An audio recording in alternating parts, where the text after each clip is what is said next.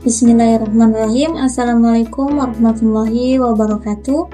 Perkenalkan, nama saya Sri Rahma Hidayati, NIM 2024 0101 04025 dari kelas PGM IDO. Baik, pada kesempatan ini, video ini dibuat untuk memenuhi tugas UTS pada mata kuliah pembelajaran IPA di SD atau MI.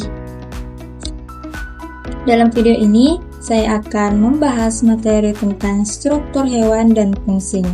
Langsung saja, pada materi ini yang akan kita pelajari yaitu mulai dari sel, jaringan, organ, sistem organ, hingga organisme.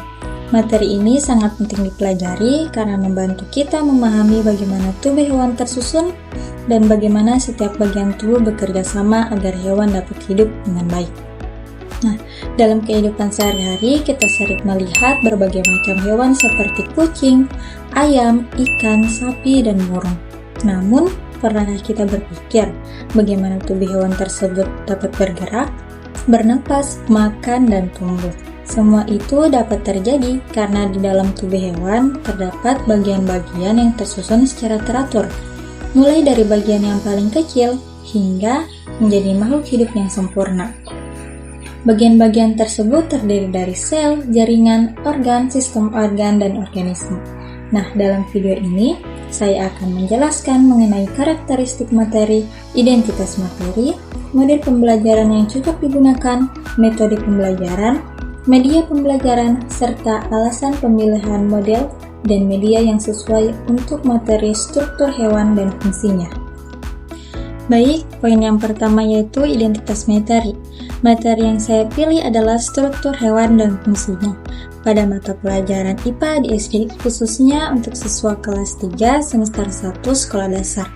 Nah, tujuan pembelajaran dari materi ini yaitu agar siswa mampu menjelaskan pengertian sel, jaringan, organ, sistem organ, dan organisme. Yang kedua, agar siswa mampu menyebutkan contoh pada hewan. Dan yang ketiga, siswa mampu menjelaskan hubungan antara bagian, penyusun, dan tubuh hewan. Yang selanjutnya itu penjelasan singkat materi struktur hewan dan fungsinya. Yang pertama ada sel. Sel adalah bagian terkecil penyusun tubuh makhluk hidup. Sel memiliki ukuran yang sangat kecil dan hanya dapat dilihat menggunakan mikroskop. Sel berfungsi menjalankan aktivitas kehidupan dan menjadi dasar pembentuk tubuh hewan. Contohnya seperti sel darah, sel otot, dan sel saraf.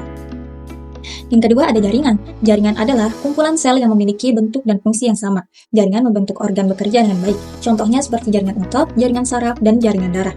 Yang ketiga yaitu organ. Organ adalah kumpulan beberapa jaringan yang bekerja sama menjalankan fungsi tertentu. Contohnya yaitu jantung untuk memompa darah, paru-paru untuk bernapas, lambung untuk mencerna makanan. Dan yang keempat yaitu sistem organ. Sistem organ adalah kumpulan organ yang bekerja sama menjalankan fungsi tertentu dalam tubuh. Contohnya sistem pencernaan, sistem pernapasan, dan sistem peredaran darah. Dan yang kelima yaitu organisme. Organisme adalah makhluk hidup utuh yang tersusun dari sel, jaringan, organ, dan sistem organ. Contohnya seperti kucing, ayam, dan ikan. Nah, urutan tersebut menunjukkan bahwa tubuh hewan hidup tersusun secara bertahap dan saling berkaitan. Jika salah satu bagian mengalami gangguan, maka bagian lainnya juga dapat terpengaruh. Oleh sebab itu, setiap bagian tubuh memiliki peranan penting dalam kehidupan makhluk hidup. Poin yang kedua yaitu karakteristik materi. Materi struktur hewan dan fungsinya memiliki karakteristik yang konkret dan visual. Materi ini lebih mudah dipahami apabila menggunakan media pembelajaran seperti gambar, video, poster, dan animasi. Selain itu, materi ini juga bersifat bertahap karena dimulai dari bagian tubuh yang paling kecil hingga menjadi makhluk hidup yang sempurna. Materi ini juga berkaitan langsung dengan kehidupan sehari-hari sehingga siswa dapat menemukan contohnya dengan mudah. Pembelajaran materi IPA akan lebih menarik apabila siswa diajak mengamati gambar, video, dan contoh hewan secara langsung. Yang ketiga yaitu model pembelajaran yang cocok. Model pembelajaran yang cocok digunakan pada materi ini adalah Discovery Learning. Model Discovery Learning adalah model pembelajaran yang membantu siswa menemukan sendiri konsep pembelajaran melalui kegiatan mengamati, bertanya, mencoba, dan menyimpulkan. Alasan saya memilih model Discovery Learning ini, model ini dipilih karena materi struktur hewan dan fungsinya sangat cocok dipelajari melalui pengamatan dan penemuan. Melalui model ini, siswa dapat mengamati gambar hewan, melihat bagian tubuh hewan, kemudian memahami bagian tubuh hewan tersusun dari sel hingga organisme. Model ini juga membuat siswa lebih aktif dalam pembelajaran karena siswa tidak hanya mendengar penjelasan guru, tetapi juga ikut mencari dan menemukan informasi sendiri. Selain itu, Discovery Learning membantu meningkatkan rasa ingin tahu siswa dan melatih kemampuan berpikir kritis siswa SD. Model ini sangat cocok digunakan pada pembelajaran IPA, karena IPA menekankan kegiatan pengamatan dan pemahaman konsep secara langsung. Selanjutnya, poin keempat, metode pembelajaran yang digunakan. Yang pertama yaitu metode ceramah. Metode ceramah ini digunakan untuk menjelaskan konsep dasar materi seperti pengertian sel, jaringan, organ, sistem organ, dan organisme. Alasan penggunaan metode ini dipilih karena siswa memerlukan penjelasan awal agar memahami konsep dasar materi sebelum melakukan kegiatan lainnya. Yang kedua yaitu metode tanya-jawab. Metode tanya-jawab digunakan agar siswa lebih aktif dalam pembelajaran. Alasan memilih metode ini yaitu karena dapat melatih keberanian siswa untuk bertanya dan menjawab pertanyaan. Selain itu, metode tanya-jawab membantu guru mengetahui sejauh mana pemahaman siswa terhadap materi yang dipelajari. Yang ketiga yaitu metode observasi. Metode observasi dilakukan dengan mengamati gambar, video, atau objek pembelajaran. Alasannya yaitu karena materi struktur hewan lebih mudah dipahami melalui pengamatan secara langsung. Dengan observasi, siswa dapat melihat bentuk organ, jaringan, dan susunan tubuh hewan dengan lebih jelas. Yang keempat yaitu metode diskusi.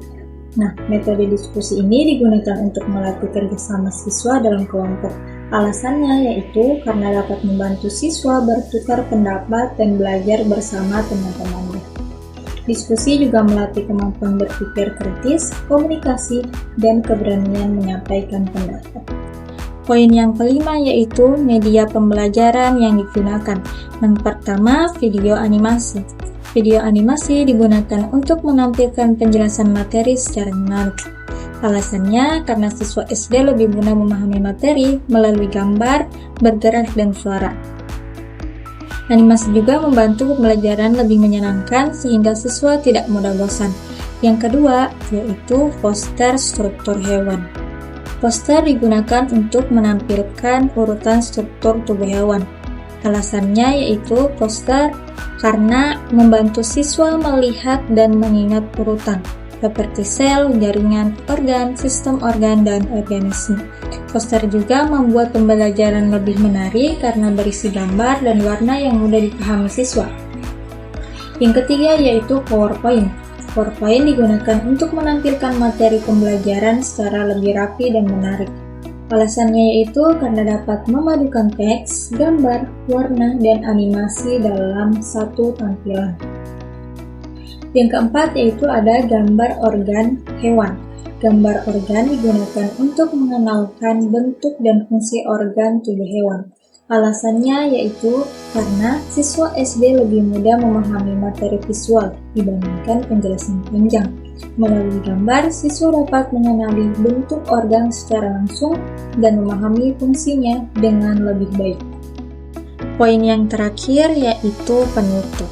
Jadi kesimpulannya dari materi ini adalah tubuh hewan tersusun dari bagian-bagian yang saling berkaitan, mulai dari sel, jaringan, organ, sistem organ, hingga organisme. Nah, semua bagian tersebut bekerja sama menjalankan fungsi kehidupan agar hewan dapat hidup dengan baik.